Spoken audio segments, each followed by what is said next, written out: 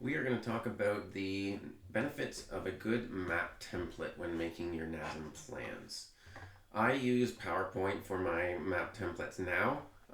Previously, I used Pages on Mac, and there was a few benefits that Pages had to offer, but Windows also does the trick. I'm sure there are other programs out there that can be suitable, but we're going to look at PowerPoint today. So part of my map template is to clearly lay out the farm name and the farmer's name. And the 911 address helps yourself or anyone else, land applicator or reviewer, identify where the field is just simply in their map 911 address. Next, we have the site ID up in the top right corner. A lot of land application companies have hundreds or multiple hundreds of NASM plans going on at the same time, and so a lot of them use an ID system to keep each farm separate. Part of the site assessment is who did the site assessment and the date that it was done, and this is important because depending on the date, if it's in the middle of summer, it could be very dry, and so your site assessment and surface water findings would reflect that. Or maybe a lot of the field was under snow as it was late in the year, and so some of your site findings might be limited in that way. So the data site assessment actually tells the reviewer and can remind you the next time you look at it a lot.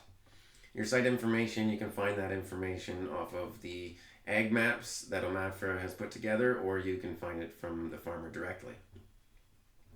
Field info, I usually leave about 4 fields in there. You can add more or you can take them away, but at least it gives you a good standard. In Pages, it'll actually do your total for you. In PowerPoint, you can't put formulas in it, but nonetheless it does the trick, and you would simply label your individual fields with these identification symbols, and it lines up with here as well. So 2 places you can if it all fits in here, but this is a nice place for it to totalize and ensure that you have everything included. Next, you have the sensitive field summary down here. You must remember that every sensitive feature either needs to be identified on the map or a statement needs to be made that it's not there. So this sensitive feature summary simply guides you to ensure that your site assessment has looked for each and every one of these sensitive features, the presence of it, and recorded whether or not they were there or they weren't there. This is a typical mistake in the maps that get missed, these statements that those sensitive features aren't there, and so having this template list them out for you is a great benefit and doesn't waste time when it's under review. Next, you have tile drainage, depth of bedrock. That's going to be a good tool for you to remind you, hey, check the bedrock. It might not be common in the area, but this being a template and ensures that you're reminded of it. Same with the source water protection. It's not always applicable to every area, but it could be. So that statement needs to be there or not to ensure that you've checked for it. Next, we go over here to separation, sensitive feature separation distances. We have a bunch of sensitive features and their typical setbacks but they do vary depending on the application. So, for example, an OC3 category that's surface applied would have a greater setback to a dwelling than a OC3 material that's injected. So these would have to be custom updated depending on the type of material that you're licensing it for. Same with surface water. 20 meters is for your biosolids typically, but you can get closer on category 1 NASMs, and there are stipulations that regulate that. We got dug wells or other wells, and drilled wells, and then we got tile inlet. So this is also another good feature to have. If you're including best management practices, you can add those best management practices like your tile inlet setback in this little box there. Lastly, the legend. And it is super important that your symbols that identify each and every one of these sensitive features or features of the map is very clear and distinguishable from each other, whether that be colors or symbols. Some of them are colors that might not stand out on a white border, but when put on a satellite imagery, they really pop. And so it's important that they are very different enough that you can identify them at a glance. And lastly, the feature of just your slope.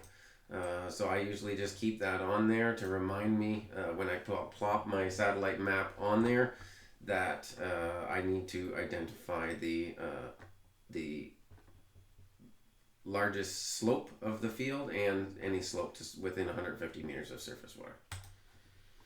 This is an example of a completed map, and it's got a bunch of different features. I thought this was a good one to showcase. We got a residential area over here. There's an apartment building over here with some wells.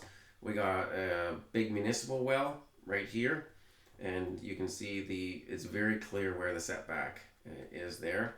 You can see the purple boundary is the tillable area, and then as the sensitive features are located, the setbacks are added, then the usable area is included after that. And then you have your little field identification, field 1, 24 hectares, usable 22.5. And so I would simply remove that row and then totalize it there, and it would be good. My maps are not to scale. However, it is very easy with our satellite imagery to make these actually very close to scale. Close enough that an application company will be able to tell when they're getting close.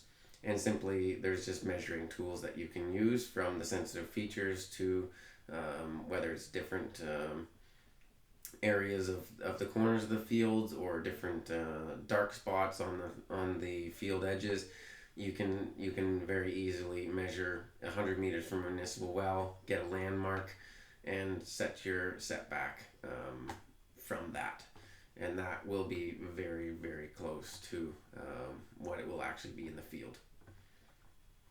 So that is a rundown of what a map template looks like. It's an excellent tool to ensure that all your findings during your site assessment is complete and recorded properly. It also ensures that you get a quality map every time without having to start from scratch, without just starting with the satellite imagery and having to add all this information to it. That usually ends up with a lot of text boxes everywhere, and it can get really crowded depending on the complexities of the site assessment or the farm. Next, the applicator can very quickly and easily look at a map like this and see the areas see the sensitive features and identify the areas that they shouldn't be applying in. And that is obviously of utmost important to ensure that biosolids is land applied appropriately and safely. And lastly, the benefit to the reviewers, that whether or not you put in one NASM plan or 40 NASM plans a year, they can get used to your map template. They can very quick and easily run through to make sure that it includes everything that is needed to be included, and they can get the review done quickly, efficiently, and get on to the next one. So that is a quick rundown of the benefits of a NASM map template.